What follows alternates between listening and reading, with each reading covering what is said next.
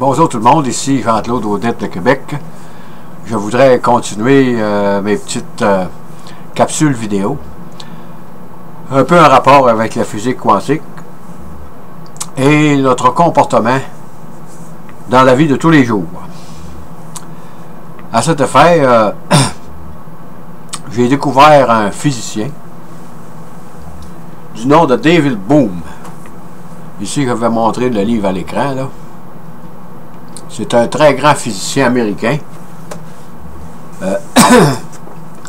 Et il y avait une très bonne capacité du point de vue mathématique aussi. Et ce physicien américain est né en 1917 et décédé en 1992, à l'âge de 75 ans. Et ses parents étaient d'origine juive, dont le père venait de la Hongrie et la mère de Lituanie. Ils ont émigré aux États-Unis. Lui, il est venu au monde aux États-Unis. Et toute sa vie, il a travaillé comme physicien quantique, mais il était un peu à part des autres. C'était, tout comme Albert Einstein, Louis de Broglie et Erwin Schrödinger, un relativiste, et non un probabiliste comme la physique quantique, comme on connaît la physique quantique actuellement. Et c'est pour ça qu'il a écrit de nombreux volumes, il a fait toutes sortes d'essais dans sa vie, il a enseigné à différentes universités, et il a été délaissé un peu par les physiciens de son temps, parce que c'était pas la mode, comme on dit, là, de penser que la physique quantique pouvait être relativiste. Je ne voudrais pas m'étendre un peu trop longtemps là-dessus, là. Mais lui, il considérait que l'univers, tout était interrelié dans l'univers sur un genre d'hologramme géant. Et tout est... autrement dit, tout est relativiste. Ça veut dire que tout s'enchaîne normalement. Et il pensait que dans la physique quantique, qu'il y avait une sous-couche que l'on ne connaissait pas. Et de cette façon, il pensait que comment que je dirais, l'indétermination de la physique quantique à l'intérieur de ces sous-couches, en dessous de ce que nous connaissons, était relativiste. Ça, évidemment, que on ne peut pas se prononcer là-dessus, parce que lui, il n'a pas pu compléter son œuvre, et tous les nombreuses théories mathématiques qu'il a essayées avec l'onde de Schrödinger, il n'a pas réussi à prouver ce qu'il voulait avancer. Mais ça a réveillé beaucoup de monde. Et aujourd'hui, il y a toutes sortes de spécialistes, là, autres que des physiciens, là, des neurologues, des psychologues, des psychiatres, tout ce que vous voulez qui traite de la pensée humaine. Et de plus en plus, certains scientifiques pensent que la pensée humaine pourrait fonctionner un peu comme le phénomène de l'intrication quantique, sous forme, suivant ce que Bohm préconisait, des genres d'hologrammes, là, où tout serait bien organisé dans l'univers, et que notre cerveau fonctionnerait un peu sous ce principe, un genre d'intrication quantique. Et avec les spécialistes, c'est sûr qu'avant, quand il y avait des phénomènes bizarres, on disait que c'était du charlatanisme. C'est sûr que si on recule pas très longtemps en arrière, là, il y avait des phénomènes inexpliqués que certains humains pouvaient produire, et même chez certains animaux, mais on ne savait pas pourquoi.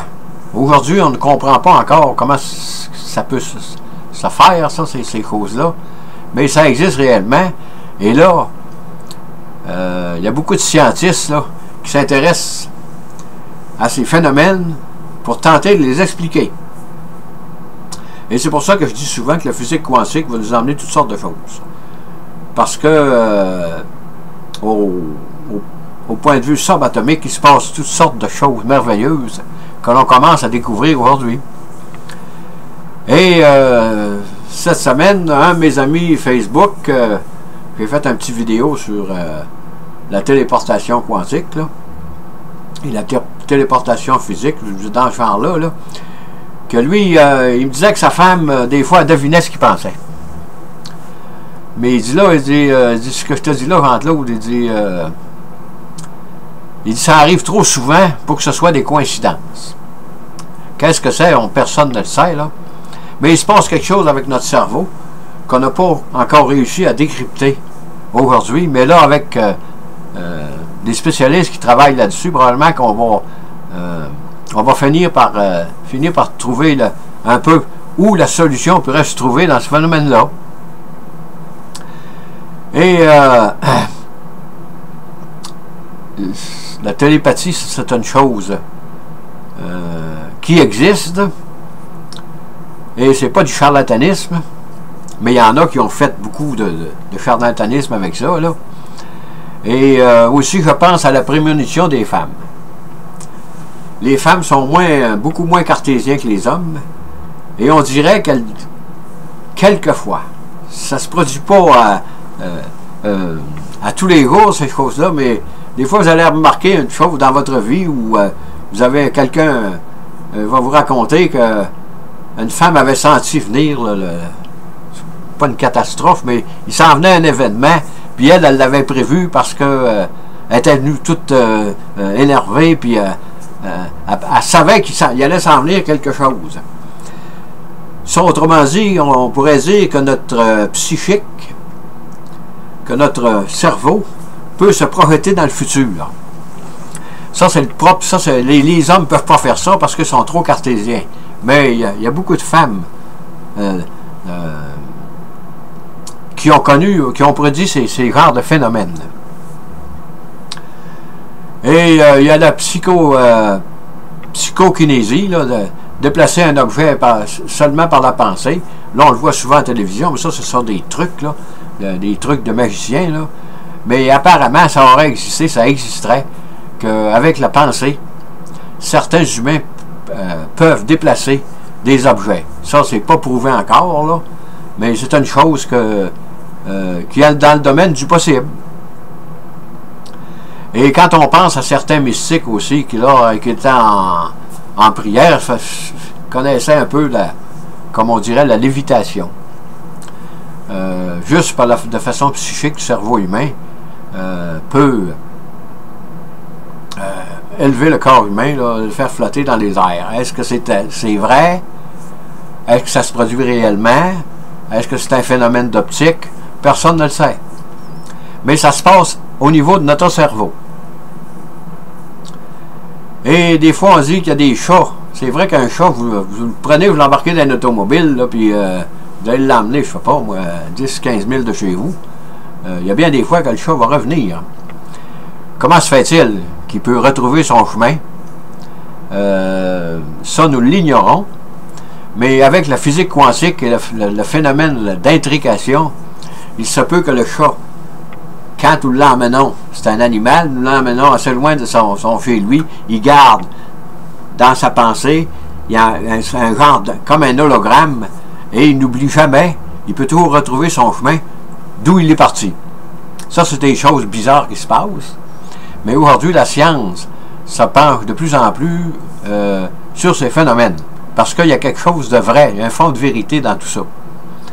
Et si vous pensez, j'ai vu, je crois que c'est cette semaine à la télévision, là, Oscar en Californie. Ça fait plusieurs fois que ça passe à la télévision. C'est un chat, ça. Mais ça, c'est très, très documenté. Là. Ça s'est passé peut-être il y a 10-15 ans là, aux États-Unis. Je pense que c'est en Californie. Il était d'un foyer de personnes âgées. Et quand quelqu'un était pour mourir, le chat automatiquement s'en allait sur le lit du mourant. Comment pouvait-il déterminer que cette personne-là allait nous quitter? Ça, personne ne le sait. Mais il racontait une anecdote, le médecin là, en charge de l'hôpital, là, il racontait qu'il pensait qu'un patient était à l'article de la mort. Il était dans un bout le genre d'hôpital, là, du foyer, là. Il était dans un bout.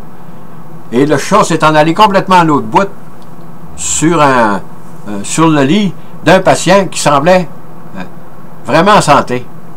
Mais c'est le patient ou le chat était couché sur le lit qui est décédé en premier. Comment expliquer ça? Mais ça s'est produit. Ça se produisait à toutes les fois qu'une personne allait mourir, Oscar passait, il rentrait dans les chambres, il se mettait sur le lit et il attendait que le patient meure. Comment se faisait-il pour déterminer que ce patient allait nous quitter? C'est encore un énigme, ça, mais ça se passe dans le cerveau de l'animal. Et moi, j'avais vu un film, ça fait très très longtemps, mais je m'en souviens encore, c'est un Africain. Il était comme dans un genre de... Je dirais pas c'était un genre de... C'était aride, là. Il y avait quelques arbres, là, mais il n'y avait pas grand-chose, là. Et il était assez âgé, le monsieur. Et lui, quand il avait besoin de manger, qu'il n'avait rien à manger, il s'assoyait et il pouvait méditer peut-être durant 15-20 minutes, là. Autrement dit, il se connectait à son environnement. Et quand il se levait, il partait d'une direction.